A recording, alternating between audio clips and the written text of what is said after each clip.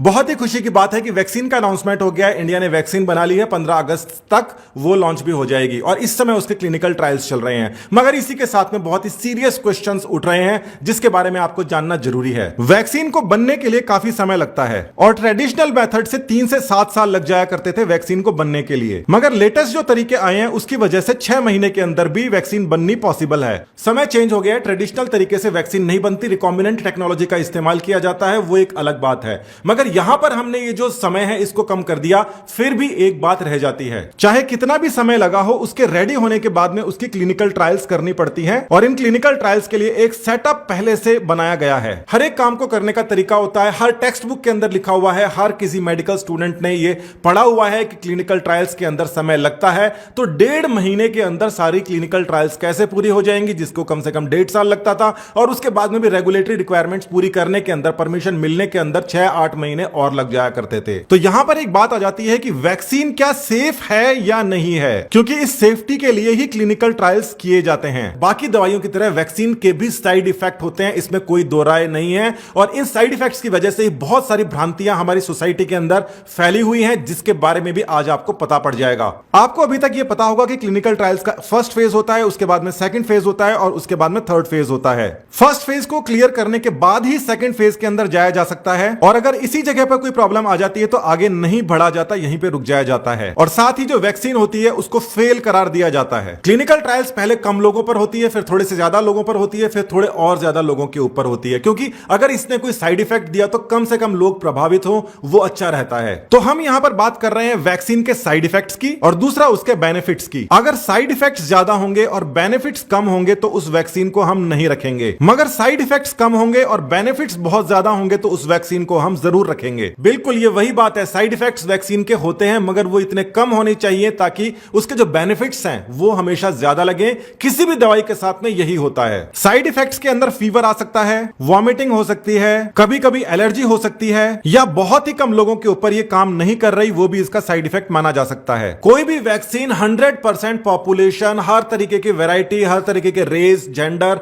सबके ऊपर काम करे, या कोई बीमार है, नॉन बीमार है, किसी को कैंसर है, सबके ऊपर काम करें, इसकी संभावनाएं हमेशा 100% नहीं होती। कुछ परसेंटेज ऐसा भी होता है जिसको वैक्सीन देने के बाद में भी उसके अंदर इम्यूनिटी डेवलप नहीं होती जो हमें चाहिए होती है। वहीं दूसरी तरफ बेनिफिट्स आ जाते हैं। बेनिफिट्स क्या होता है कि जो भी माइक्रो ऑर्गेनिज्म है वो आपके ऊपर असर नहीं कर पाता और आपको वो बीमारी नहीं हो पाएगी। सबसे बड़ा बेनिफिट तो इसका यही है। इसके अलावा यह बेनिफिट भी हो सकता है कि अगर कोई बीमारी हो जाए तो वो लेस इफेक्टिव रहेगी, यानी कि हल्का फुल्का असर डालकर छोड़ देगी। इसको हम बिल्कुल 100% नॉन इफेक्टिव नहीं कह सकते, लेस इफेक्टिव हम इसको मान सकते हैं। यह भी एक तरीके का बेनिफिट है, या साइड इफेक्ट्स के बीच के अंदर इंटरमीडिएट सोच सकते हो। तो हमें सोचना पड़ता है, हमें पता करना पड़ता है क्या हमें यह वैक्सीन जो है इसके साइड इफेक्ट्स और इसके बेनिफिट्स, इसके अंदर तालमेल कहां पर ज्यादा है। अब यहां पर देखा जाए तो हमारे पास बहुत सारी वैक्सीन हो गई। एक अमेरिका तैयार कर रहा है, एक इजराइल तैयार कर रहा है, यूरोप के अंदर भी इस प्रकार की वैक्सीन का सफल परीक्षण चल रहा है और साथ ही के अंदर इंडिया के अंदर तो चल ही रहा है। यानी कि ये अलग अलग प्रकार की वैक्सीन हो जाती हैं, 1 2 3 4 इस प्रकार से इस समय 30 से ज्यादा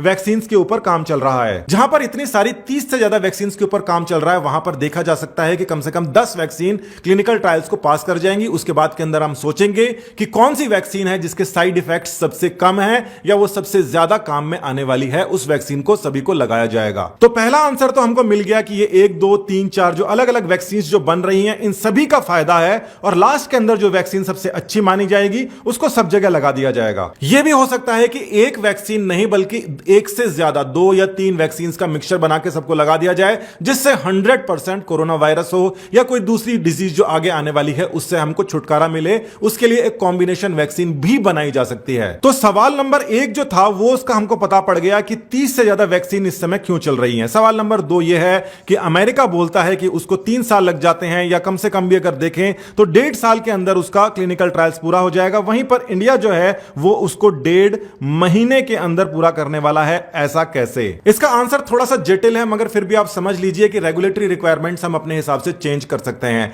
उसके साथ ही के अंदर हमें टॉक्सिकोलॉजिकल प्रोफाइल है या फिर जो भी उसका जो नेगेटिव साइड इफेक्ट्स है उसको पता करने की जो क्षमता है वो थोड़ी सी डिक्रीज होगी। मगर यहां पर एक और बात आ जाती है कि इस समय महामारी चल रही है, हम अपने रूल्स को थोड़ा सा मॉडिफाई कर सकते हैं, थोड़ा सा रिस्क ज्यादा लिया जा सकता है। तो अमेरिका के अंदर जो वैक्सीन चल रही है उसका पहले फर्स्ट फेज होगा, उसके बाद के अंदर सेकंड फेज होगा और उसके बाद में थर्ड फेज होगा। इसके साथ ही अमेरिका यानी कि यूएस एफडीए के अंदर फेज 0 भी होता है। तो कुल मिला के यहां पर 4 फेज हो जाते हैं और ये फेज यहां पर खत्म नहीं होते, एक फेज 4 भी होता है जिसको पोस्ट मार्केटिंग सर्वेलेंस भी कहा जाता है, मगर इसकी फिलहाल जरूरत नहीं है और ये तभी होता है जब मार्केट के अंदर ऑलरेडी कोई भी चीज चली जाती है फिर भी उसके ऊपर नजर रखी जाती है, उसको फेज 4 कहते हैं। बिल्कुल छोटी सी बात के अंदर मैं आपको ऐड कर देता हूं कि ये जो फेज 4 है इसी के हिसाब से आयुर्वेदिक जो प्रिपरेशंस हैं आ रही हैं, क्योंकि वो ऑलरेडी मार्केट के अंदर जैसे अश्वगंधा वगैरह वो सारी चीजें हैं वो मार्केट के अंदर ऑलरेडी जो चल रही थी वो उसके बाद के अंदर उसी के बेसिस के ऊपर एक फॉर्मुलेशन बनाया गया है। हालांकि ये बात बिल्कुल अलग है वैक्सीन से, मगर फिर भी मैंने यहां पर आपको इस बारे में बता दिया। अब इंडिया यहां पे क्या कर रहा है कि फेज 1 और फेज 2 एक साथ में कर रहा है, मतलब 100 लोगों को अलग जगह दिया जा रहा है और 100 से ज्यादा लोगों को अलग जगह दिया जा रहा है वही डोज।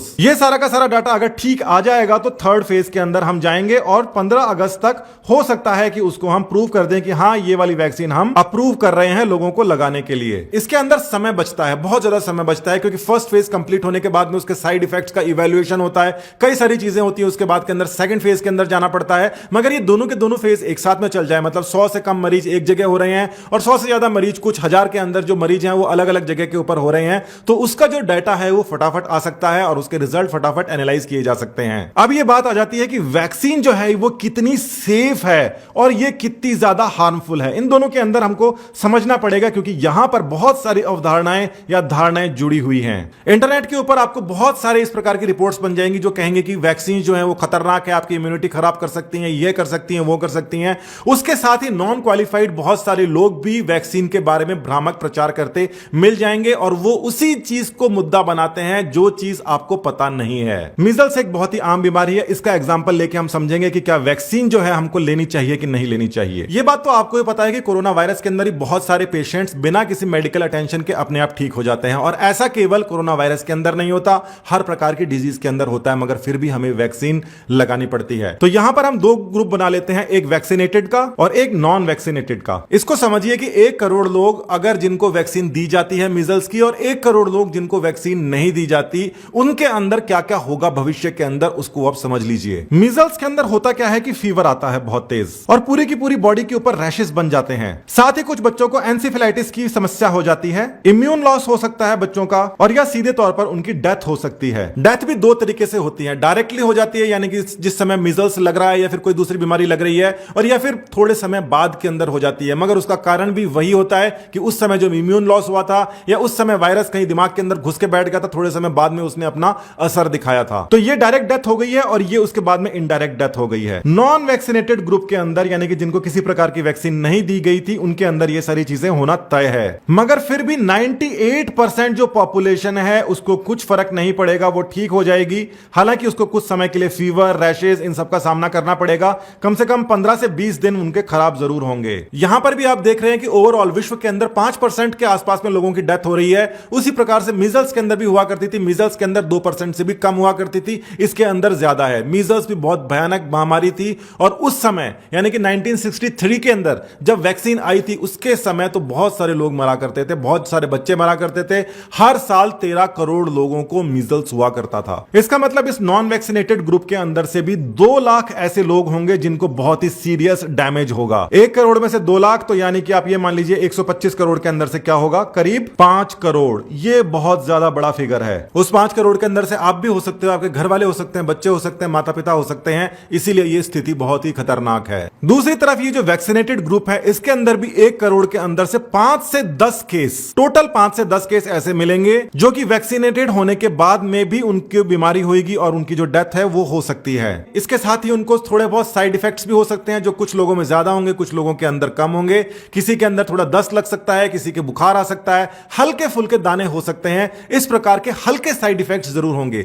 हल्के साइड इफेक्ट्स वैक्सीन के अंदर होते ही हैं और वो इसलिए होते हैं क्योंकि जो ऑर्गेनिज्म है जो आपके शरीर के ऊपर हमला करने वाला है उसका बहुत ही कमजोर मॉलिक्यूल शरीर के अंदर डालते हैं। तो जो शरीर है उस कमजोर मॉलिक्यूल के प्रति जो प्रतिरोधक क्षमता शो करता है वो वहां पर अपने मेमोरी सेल्स बना रहा होता है। यानी कि जो वैक्सीन है इसके अंदर जब भी फीवर आ रहा है, कोई रैश आ रहा है या कोई भी किसी प्रकार का डिस्कंफर्ट हो रहा है या फिर डायरिया हो रहा है, तो आप समझ लीजिए कि अगर वैक्सीन में यह हो रहा है तो ओरिजिनल जब मीजल्स डायरेक्टली लग जाता बिना वैक्सीन के तो उसको दुनिया की कोई शक्ति नहीं बचा सकती थी। यानी कि वैक्सीनेटेड होने के बाद में भी इस प्रकार के एक दो केस हर शहर के अंदर दिखाई दे सकते हैं और अभी तक होता क्या था, जैसे दूरदर्शन वगैरह के अंदर ही सारी इंफॉर्मेशन आया करती थी, वहां से पूरी की पूरी इंफॉर्मेशन पब्लिक के अंदर जा नहीं पाया करती थी। मगर ये जो नेगेटिव रिजल्ट्स हैं पॉपुलेशन के अंदर से, ये बहुत तेजी से फैल जाया करते थे, मोहल्लों के अंदर फैल जाया करते थे और मोहल्ले के मोहल्ले वैक्सीन को लगाने से मना कर दिया करते थे। यह अज्ञानता थी जो कि आज के समय के अंदर काफी हद तक